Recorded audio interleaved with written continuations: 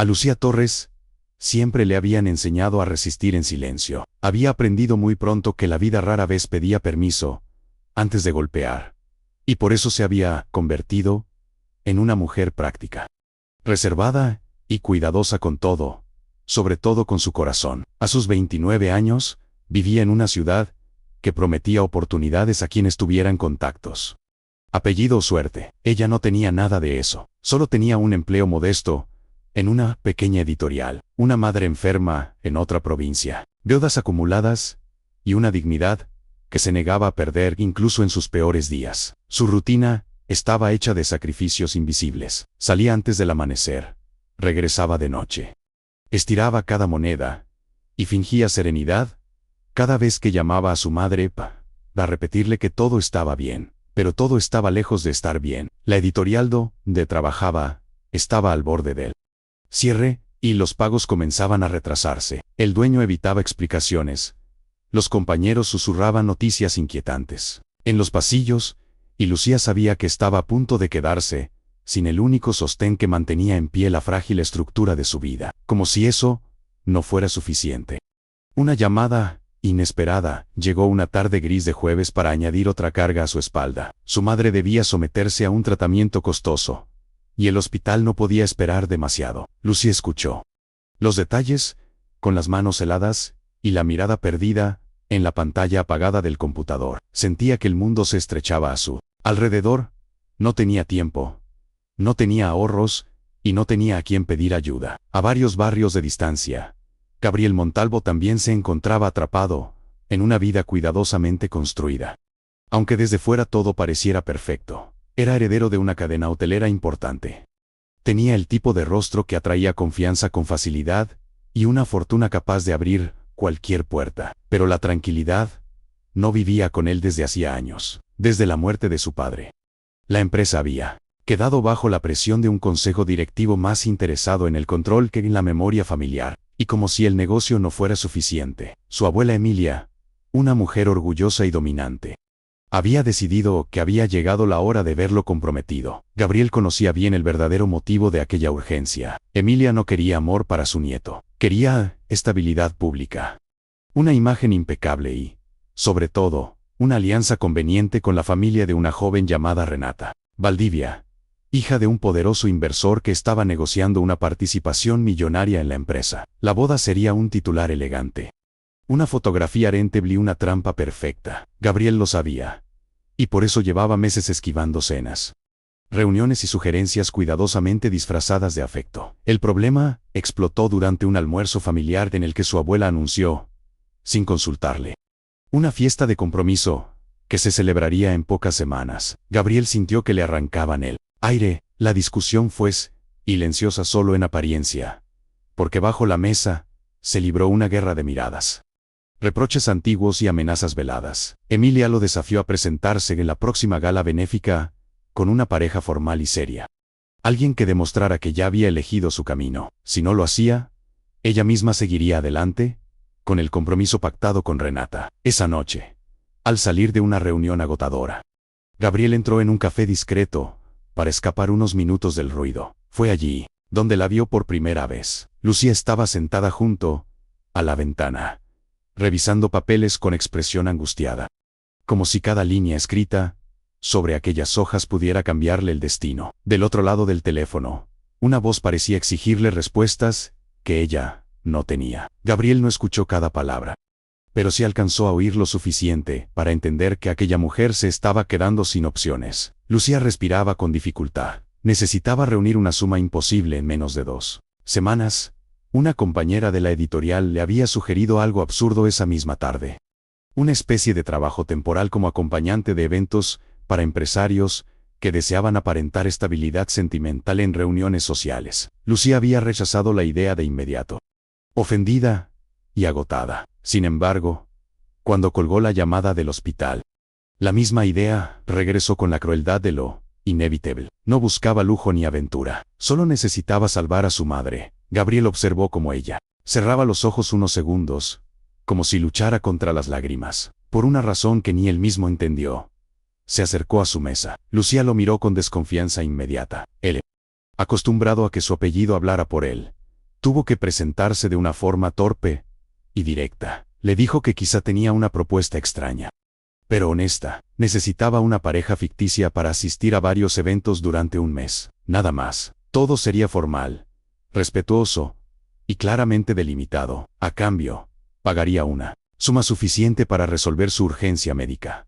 Cualquier otra noche, Lucía se habría levantado, indignada, pero aquella no era cualquier noche. Aún así, su primera reacción fue de rechazo. Lo miró como se mira un precipicio. Gabriel percibió la humillación que la propuesta podía provocarle, y se arrepintió y al instante, intentó explicarse mejor.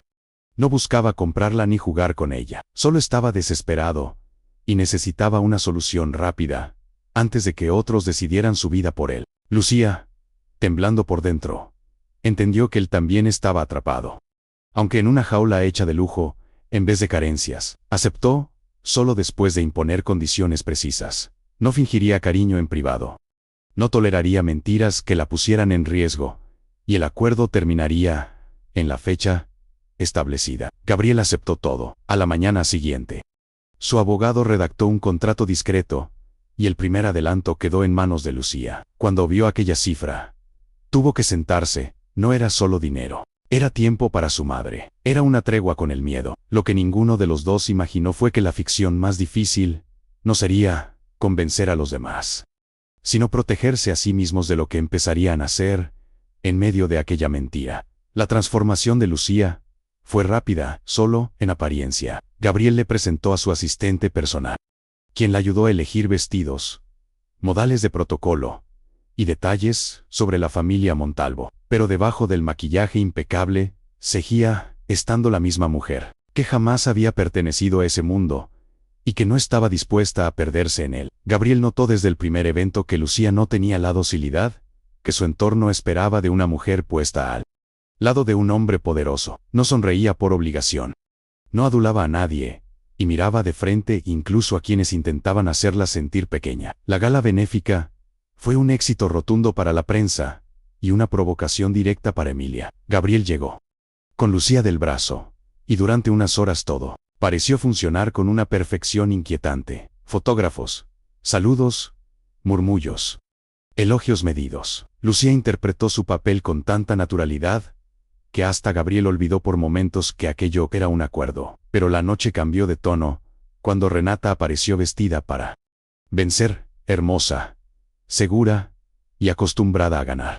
Se acercó a Lucía con una sonrisa impecable y palabras afiladas escondidas bajo terciopelo. Lucía comprendió de inmediato que para aquella mujer, ella no era una persona, sino un obstáculo. Renata dejó caer comentarios sutiles sobre educación, linaje y costumbres que buscaban exhibir la distancia entre ambas. Sin embargo, Lucía no se quebró. Respondió con serenidad, con una elegancia nacida del dolor y no del privilegio. Gabriel la observó entonces con una mezcla nueva de admiración y vergüenza. Admiración por su fuerza, vergüenza por haberla arrastrado a una batalla que no era suya. Los días siguientes obligaron a ambos a compartir tiempo, ensayos y apariciones públicas. En ese espacio artificial empezaron a asomarse verdades involuntarias. Gabriel descubrió que Lucía enviaba parte del dinero recibido al hospital antes de comprarse un solo abrigo nuevo. Descubrió que odiaba el sonido hueco de las copas en fiestas elegantes, pero que se detenía a escuchar a los músicos callejeros. Descubrió que llevaba el cansancio escondido detrás de una compostura admirable. Lucía, por su parte, empezó a ver grietas en el hombre que creía superficial. Gabriel era atento sin exhibicionismo, triste sin dramatismo, y mucho más, solo de lo que el mundo suponía. Poco a poco, las conversaciones ensayadas se convirtieron en charlas verdaderas. Primero fueron temas neutros, luego recuerdos, luego heridas. Gabriel le confesó que había dejado de creer en el amor cuando comprendió que, en su entorno, casi todo estaba condicionado por el interés. Lucía no respondió con ternura fácil. Le dijo que quizá él no había dejado de creer en el amor, sino en las personas que se le acercaban por razones equivocadas. Esa frase quedó latiendo dentro de Gabriel más tiempo del que él quiso admitir. Una noche, después de una cena especialmente tensa con Emilia, ambos quedaron atrapados en la terraza de la mansión durante una tormenta eléctrica que dejó sin luz parte de la casa. Sin cámaras, sin testigos y sin el peso de la actuación. Hablaron como nunca antes. Lucía le contó la verdad completa sobre su madre, sobre su miedo a perderla y sobre la vergüenza que aún sentía por haber aceptado un trato que antes habría juzgado impensable. Gabriel le confesó algo que nadie sabía. El acuerdo ya no le importaba tanto como la posibilidad de que ella desapareciera al terminarlo. Esa confesión silenciosa no llegó en forma de declaración, sino en la forma en que él la miró después. Como si verla se hubiera convertido en una necesidad. Lucía sintió el peligro inmediato de aquella cercanía, porque el problema ya no era fingir. El problema era que empezaba a costarle recordar que parte era mentira. Sin embargo, la felicidad rara vez llega sin ser puesta a prueba. Renata, herida en su orgullo, decidió investigar a Lucía. No tardó en descubrir el contrato. Una copia parcial llegó a manos de Emilia. Y ambas vieron en aquel documento la oportunidad perfecta para destruirla. Durante una importante cena empresarial, frente a socios, periodistas y miembros de la alta sociedad, Emilia dejó caer la verdad con crueldad medida. Anunció que la supuesta relación de su nieto no era más que una farsa comprada, una representación vulgar montada para evitar una alianza familiar de mayor valor. El salón quedó en silencio. Los ojos cayeron sobre Lucía con una mezcla de morbo y desprecio. Gabriel se levantó de inmediato, pero el daño ya estaba hecho. Lucía sintió que el suelo desaparecía bajo sus pies. Lo más insoportable no era la humillación pública, sino la sensación de haber olvidado por un instante quién era y por qué había aceptado todo aquello. Salió del lugar sin mirar atrás. Gabriel intentó seguirla, pero su abuela lo detuvo con una última crueldad. Le dijo que, por fin, todos veían a esa mujer tal como era. Gabriel rompió con su familia esa misma noche, no con gritos, sino con una frialdad irreversible. Renunció a la negociación con el inversor de Renata. Se enfrentó al consejo y dejó claro que no permitiría que la empresa siguiera dictando su vida. Pero cuando fue a buscar a Lucía, ella ya había tomado una decisión distinta. Había pagado el tratamiento de su madre. Sí, pero a un costo emocional que no estaba dispuesta a seguir soportando. Devolvió el resto del dinero. Renunció formalmente al acuerdo y desapareció de la ciudad al día siguiente para acompañar a su madre durante la recuperación. No dejó explicaciones largas, solo una nota breve en la que agradecía la ayuda, reconocía que entre ellos había existido algo real y aseguraba que precisamente por eso debía alejarse. La ausencia de Lucía convirtió la mansión, las oficinas y la ciudad entera en espacios insoportables para Gabriel. Por primera vez en años, dejó de obedecer el guión que otros habían escrito para él. Se apartó de eventos sociales, reestructuró parte de la empresa y, sobre todo, empezó a buscarla sin descanso. Pero no la buscaba como un hombre rico que quisiera recuperar lo perdido. La buscaba como alguien que, por fin, había comprendido que el amor no era una posesión ni una conquista, sino el valor de llegar limpio ante otro corazón. Pasaron 3 meses. En ese tiempo, la madre de Lucía mejoró lentamente. La distancia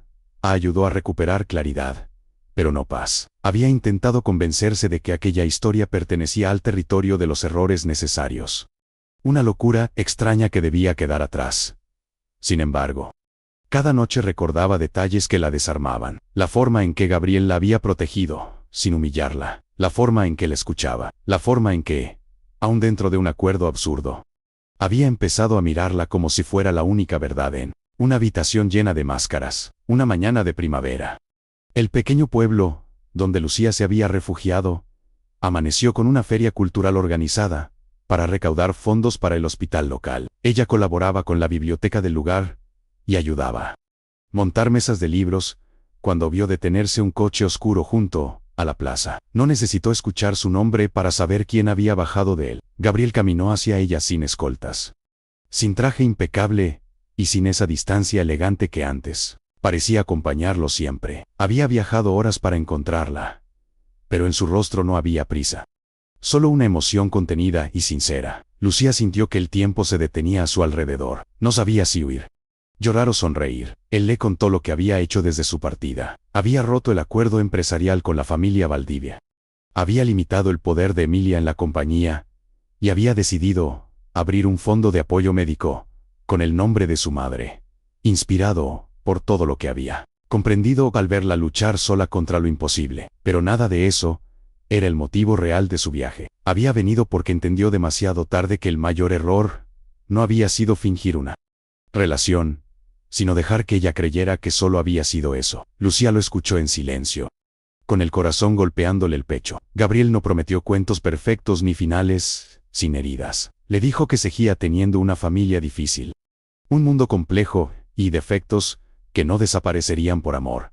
Pero también le dijo que ya no estaba dispuesto a vivir una vida diseñada por otros, y mucho menos a perder a la única mujer que lo había visto, sin admirar su apellido y sin temer su vulnerabilidad. Entonces ocurrió algo inesperado, incluso para ellos. La madre de Lucía, que observaba desde una banca cercana, sonrió con esa sabiduría tranquila que solo dan el sufrimiento y el tiempo. En aquella sonrisa había permiso, ternura y una certeza serena. Lucía comprendió que llevaba meses huyendo no de Gabriel, sino de la posibilidad de volver a confiar.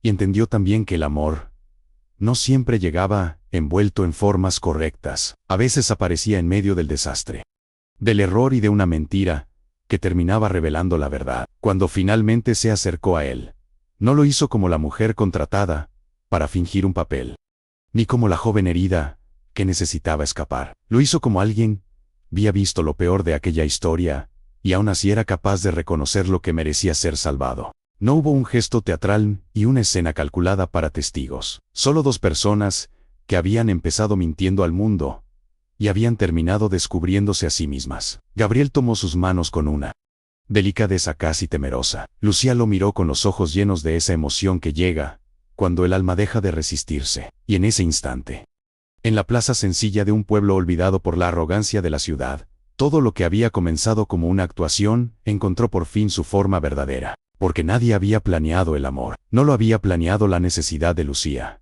ni el miedo de Gabriel, ni la ambición de Emilia, ni el orgullo herido de Renata. Nadie esperaba que una relación fingida se convirtiera en el lugar donde dos vidas rotas aprenderían a confiar otra vez. Nadie esperaba que el contrato terminara destrozado y que, en sus restos, naciera algo más fuerte que el dinero, la apariencia o el poder. Y quizá por eso terminó siendo real.